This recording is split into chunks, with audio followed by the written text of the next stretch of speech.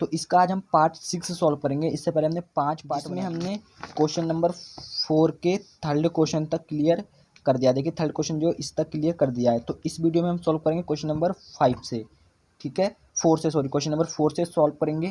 तो देखिए question number 4 और क्वेश्चन नंबर 5 इस वीडियो में हम सॉल्व करने वाले हैं। तो देखिए बहुत अच्छे क्वेश्चन है, इंपॉर्टेंट क्वेश्चन है, ठीक है। और यदि आप पूरे सिलेबस का सॉल्यूशन देखना चाहते हैं तो उसका लिंक आपको डिस्क्रिप्शन में मिल जाएगा। तो चलिए इसको स्टार्ट कर लेते हैं बिना किसी देरी के। तो इसमें बोला है एक राजमार्ग पर दो स्थान ए और बी 100 किलोमीटर की दूरी पर हैं। तो हम इसको समझा देते हैं पहले थोड़ा सा। तो देखिए ये कोई राजमार्ग है, ठीक है, मान लेते हैं ये कोई राजमार्ग है।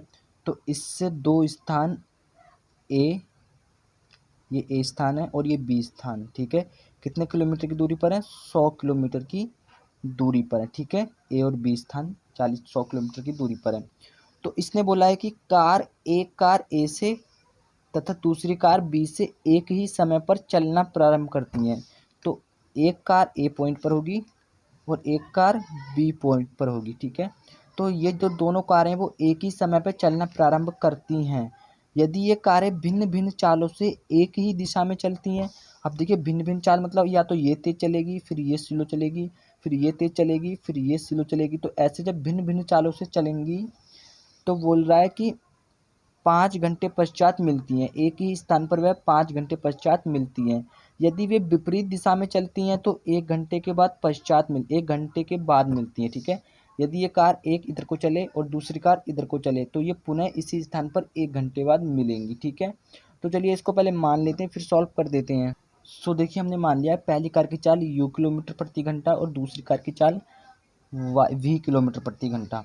तो यहाँ पे देखिए प्रश्नानुसार क्या बोला है, आप लिख सकते हैं, प्रथम शर्तानुसार भी आप लिख सकते हैं इसके स्थान पर। तो हम प्रश्नानुसार लिख लेते हैं। इसने बोला है कि ए और बी 100 किलोमीटर की दूरी पर हैं, ठीक है। एक कार ए से तथा दूसरी कार बी से एक ही समय पर चलना प्रारंभ करती है। तो देखिए चाल क्या है हमारे पास, u है, ठीक है, और v है। अब इसने बोला है कि भिन्न भिन्न चालों से चलेंगी, ठीक है। तो भिन्न भिन्न जब चालों से चलेंगी, यहाँ पे देखिए भिन्न भिन्न चालों से एक ही दिशा में चलती हैं। तो देखिए लेकिन चलेंगी तो भिन्न भिन्न चालों से, लेकिन एक ही दिशा में चलेंगी। तो चाल जो है दोनों प्लस में आएंगी, ठीक है, दोनों एक ही दिशा में चलेंगी तो प्लस में आएंगी ना। जैसे मान लीजिए आप इधर को जा रहे हैं, कोई दूसरा भी इधर को ही जा रहा है तो प्लस ही तो होगा, तो ये प्लस होगा। तो वो कितने दूरी तय करती हैं? 100 किलोमीटर, ठीक है, 100 किलोमीटर दूरी तय करती हैं। अब देखिए एक फॉर्मूला यदि आपको पता है तो आप जानते होंगे क्या होता है, चाल बराबर दूरी बट्टे समय, ठीक है। क्या होता है ये? चाल बराबर दूरी बट्टे समय, ये फॉर्मूला होता है। तो दूरी कितनी है? दूरी हमारे पास देखिए ये है, ठीक है, दूरी 100 किलोमीटर दूरी है और ये चाल है। तो चाल बराबर, ये चाल हो गई क्योंकि ये चाल है दोनों, तो चाल बराबर दूरी बटे समय कितना लिया था इसने?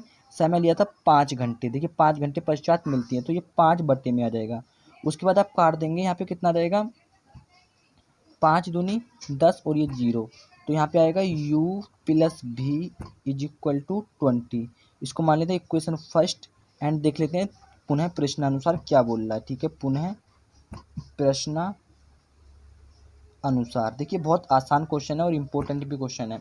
अब इसने बोला है पुनः प्रश्नानुसार की बात करें, यदि वे विपरीत दिशा में चलती हैं तो 1 घंटे के पश्चात मिलेंगी, ठीक है। विपरीत दिशा का मतलब एक इधर को चले, एक इधर को चल रही है तो दूसरी इधर को चल रही है, तो एक दूसरे से दूर जा रही हैं तो माइनस आएगा, ठीक है, यानी कि u माइनस v। तब वो कितने, दूरी तो टोटल 100 किलोमीटर है, ठीक है, तब वो कितने घंटे पश्चात मिलेंगी? 1 घंटे पश्चात वो मिलेंगी, ठीक है। देखिए यहाँ पे बोला है कि 1 घंटे पश्चात मिलती, 1 घंटे के बाद मिलती है। दोनों कारों की चाल निकालनी है। तो ये हो जाएगा u minus v is equal to 100 ही हो जाएगा, ठीक है। इसको मान लेते हैं इक्वेशन 2 यानी समीकरण 2। तो समीकरण 1 व समीकरण 2 को विलोपन विधि से हल करने पर, तो देखिए विलोपन विधि से सॉल्व करने के लिए या तो v वाले एक से होने चाहिए या फिर u वाले कोई एक पद एक जैसे होने चाहिए। और देखिए दोनों सेम है तो हमें चिन्ह चेंज करने की आवश्यकता नहीं पड़ेगी। ये प्लस का ये माइनस का एकदम से कट जाएगा। तो यहाँ पे लिख देंगे आप जोड़ने पर। यदि आप चिन्ह चेंज करते हैं तो घटाने पर लिखना पड़ता है, अब लिखना पड़ेगा जोड़ने पर। एक u ये है, एक u ये है, दोनों प्लस के तो हो जाएंगे 2u इज इक्वल टू, इन दोनों को जोड़ देंगे हो जाएगा 120। उसके बाद ये गुणा में इधर आएगा तो बटे में, तो u इज इक्वल टू कितना हो जाएगा 120/2। तो इसके बाद सॉल्व कर देते हैं, इसको कितना आएगा ये 60, ठीक है। तो ये आ जाएगा, sorry u is equal to कितना आ जाएगा 60।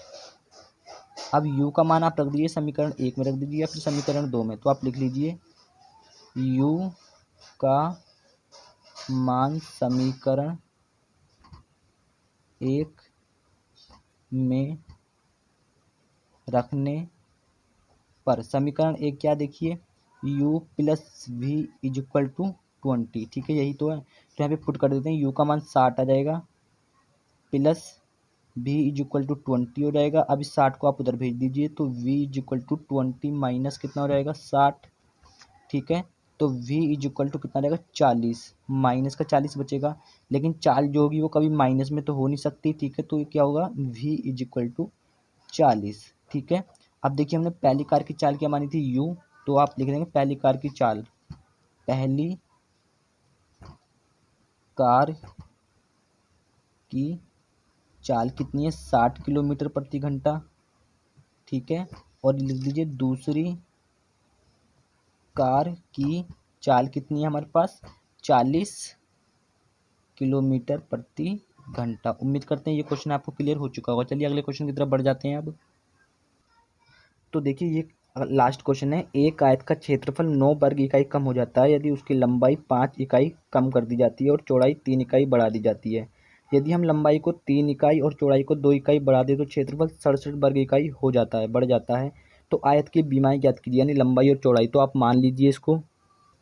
तो देखिए क्या बोला है, माना आयत की लंबाई x और चौड़ाई y मान ली, तो आयत का क्षेत्रफल क्या होता है लंबाई इंटू चौड़ाई, ठीक है, ये आयत का क्षेत्रफल होता है। अब हमने लंबाई x मान ली और चौड़ाई y मान ली, तो क्षेत्रफल क्या हो जाएगा x इंटू वाई, ठीक है, ये हो जाएगा। अब देखिए क्वेश्चन में क्या बोला था, क्वेश्चन पे आते हैं, एक आयत का क्षेत्रफल 9 वर्ग इकाई कम हो जाता है यदि उसकी लंबाई 5 इकाई कम कर दी जाती है। तो लंबाई क्या है x, तो लंबाई जो 5 इकाई कम कर दी, यानी 5 हमने घटा दी, कम कर दी। उसके बाद बोल रहा है वो, देखिए यहाँ पे बहुत आसान है, और चौड़ाई को 3 इकाई बढ़ा दी जाती है। तो चौड़ाई 3 इकाई बढ़ा देते हैं, चौड़ाई क्या है y, इसको 3 इकाई बढ़ा देते हैं, ठीक है, ऐसे आएगा, क्लियर है ना। तो क्या बोल रहा है कि जो हमारा क्षेत्रफल है, आयत का जो क्षेत्रफल है वो 9 वर्ग इकाई कम हो जाता है। तो आयत का क्षेत्रफल क्या है x y, तो ये कितना कम हो जाएगा 9 वर्ग इकाई ये कम हो जाएगा, ठीक है। तो अब इसको सॉल्व कर देते हैं, इसकी गुणा पहले इससे कीजिए एक्स वाई आ जाएगा, फिर इसकी गुणा इससे कीजिए प्लस का 3x आएगा, फिर इस -5 की गुणा 22 से होगी -5/, फिर -5 की गुणा +3 से होगी, 5 दिया 15 माइनस का is equal to x y -9। इस सबको इधर ले आइए तो ये हो जाएगा एक्स वाई प्लस का 3x माइनस का 5/, माइनस का 15, ये इधर आ जाएगा तो माइनस का एक्स वाई, और ये -9 इधर आएगा तो प्लस का 9 बराबर 0, ठीक है। तो ये माइनस का एक्स वाई है और ये प्लस का एक्स वाई है, आपस में कैंसिल, और ये 3x है तो 3x तो ऐसे रहेगा, -5/, भी ऐसे रहेगा, ये प्लस का 5 है, ये प्लस का 9 है, तो कितना हो जाएगा प्लस का 14, ठीक है, 14 ही तो हो जाएगा बराबर, सॉरी ये माइनस का 15 है, देखिए माइनस का 15 है, ये मिस्टेक हुई, माइनस का 15 है, प्लस का 9 है, तो कितना बचेगा माइनस का 6 बचेगा, ठीक है, बराबर 0। या फिर इसको लिख लेंगे आप 3x -5/, इज इक्वल टू 6, इसको मान लेते हैं समीकरण 1, ठीक है। अब अगला क्वेश्चन अगला सॉल्व करते हैं आगे। तो अब आगे सॉल्व करते हैं।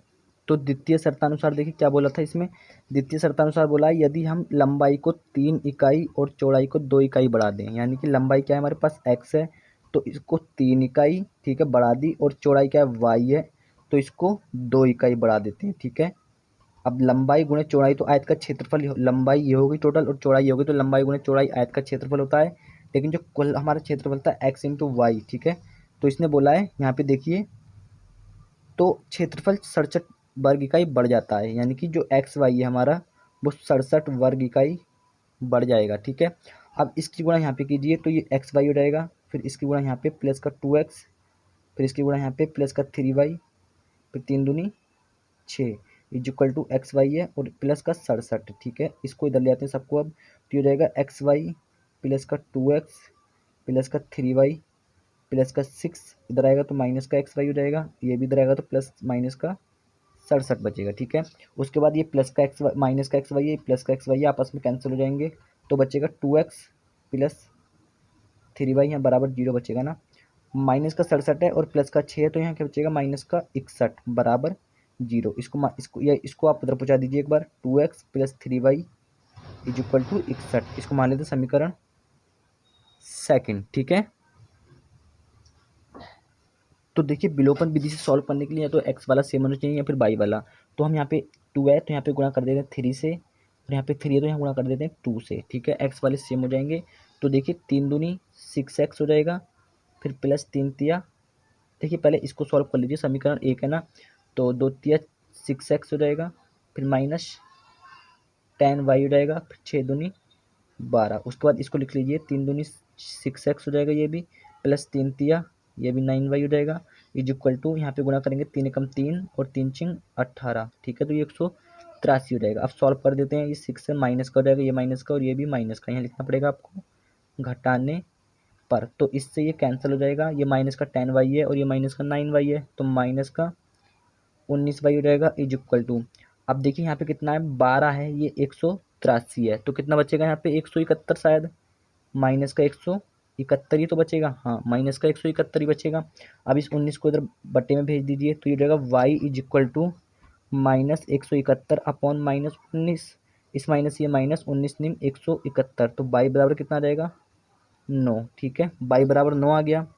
तो आप इसको कहीं भी पुट कर दीजिए, हम पुट कर देते हैं समीकरण फर्स्ट में, समीकरण फर्स्ट ये है तो इसमें पुट कर देते हैं, ठीक है। तो आप लिख लीजिए y का मान समीकरण 1 में रखने पर, समीकरण 1 क्या है